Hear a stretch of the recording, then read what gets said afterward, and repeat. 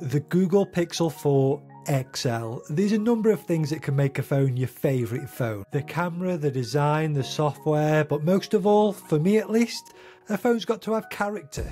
A phone doesn't have to be perfect to be your favourite phone, and let's be honest, your favourite phone wasn't perfect either. In this video we're going to look at the roller coaster that was the Google Pixel 4 and the Google Pixel 4 XL. Strap in and enjoy the ride while we look at the ups and downs of the Pixel 4 XL. I want to start by saying I didn't have this phone from you. This phone came out in 2019, but my love for this phone started relatively recently. As you can see from behind me, I've got a bit of a Google Pixel collection, and this phone was the third Pixel to enter my collection. That Google Pixel 2 XL behind me was my favourite phone for a long time.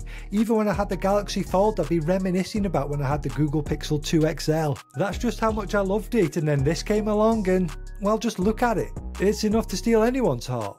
In 2019, when this phone first came out, you're probably wondering, well, why didn't you buy it then if you liked it so much? And well, I was a little mad at Google at the time. This doesn't look like a Google Pixel, nothing about it says Pixel. Where's the two-tone back? What's with the giant forehead on the front? And to add on to that, this came out to some pretty bad reviews. Complaints about the amount of RAM and the battery life, that particularly put me off. So what changed my mind? Because I've actually done a complete U-turn on this, specifically this Panda version, the black and white one. The black rails, the white back, the black camera bump, the orange power button. I just think it really hit a balance between classy and fun. Google has always been great at incorporating an element of fun into the phones.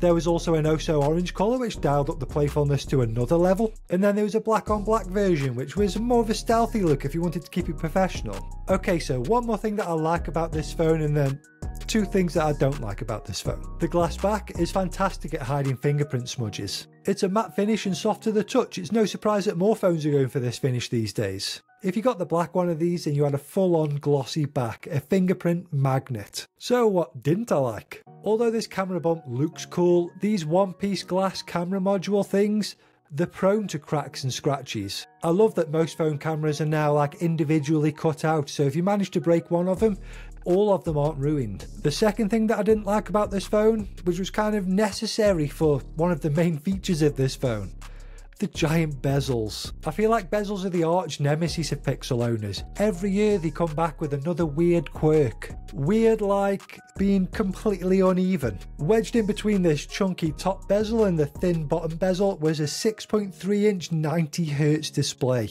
You heard that right, 90Hz. If you like to live life on the edge, that is. It was a POLED variable refresh rate display, so it could go up to 90Hz when needed and just sat at 60Hz for the rest of the time. But in reality, it kind of just sat at 60Hz. So if you don't mind a bit of battery anxiety, you can set this to force 90Hz and just get 90Hz all the time like you've paid for. It's Corning Gorilla Glass 5, so I haven't managed to scratch this one yet. But what really caused Google to put this massive bezel on the top of the phone? Well, they actually packed this forehead full of tech, most notably the Soli radar. And that leads us nicely onto the software side of things and what eventually led to the downfall of Soli. Soli is a pretty intense piece of kit. Running on this phone was a Snapdragon 855 chip and it had 6GB of RAM. No expandable storage. Expandable storage wasn't expected on phones at this time, but some people rely on it, so if you're one of those people, it's good to know. Those specs with a 3700 mAh battery, this phone never stood a chance. And it was even worse for the regular Pixel 4 with a 2800 mAh battery. For the regular Pixel 4, we can kind of just draw a line in the sand here. Don't buy it. But for the Pixel 4 XL, the story continues. The battery life on this thing was rough, but it was just about enough to feed that power-hungry Soli radar. So what was Soli? Was it any good, and what could you use it for? Soli was the future of interacting with your phone. According to Google. Want to change a track you're listening to? Just swipe over it. Want to snooze your alarm?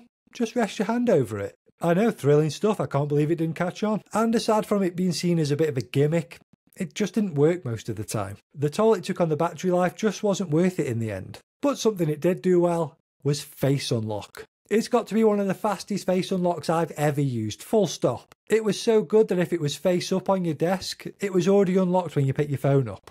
Or somebody else picked it up. And face unlock even worked with your eyes closed. So if someone else needed to use your phone while you're asleep, they can. Neither of those are good things, just to be clear. But I think that the final nail in the Soli coffin was just that nobody used it. And that kind of face unlock isn't really supported by many app types, especially like banking apps. It's not just that I love this phone. Here's a clip of me and Michael from Michael's Tech Talk having a conversation about this phone in a recent podcast. Yeah, I can actually see in your background, there's the box of my favourite Pixel in the whole world. Which one's that? Is that the 4XL? Or is it just the 4? Ah, there it is. The 4XL, the SIM card's in it right now. There it is. That, for me, I'm a bit of a sidetracking, but for me, that is peak Pixel. Oh, so good. I still, even now, when I see the Pixel 4 XL, it just gives me a wee fuzzy feeling. It really does. My favourite Pixel was the 2XL for so long, and then I got this one, and I was like, it's so good. It is, it's great. There's so many features of that phone that I would love to see now on the new Pixels. Like Squeeze for Google Assistant. Oh, how good was that? It was so good. I miss that every day.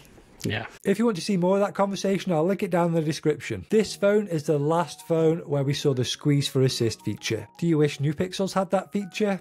I know I do. Do you think Google should have tried harder with Solly? One thing I know will stay and never change, that stock Android experience with a sprinkle of Google magic. As long as Google keeps delivering that great software experience and that little bit of playfulness, I'll be a happy Pixel superfan. On to the cameras. We all love the Pixel cameras, but the front-facing camera here is just okay. It struggles with portrait photos, which was something the Pixel 3 XL really excelled at. On the back, we have a 12 megapixel wide camera and a 2x telephoto lens. You heard that right.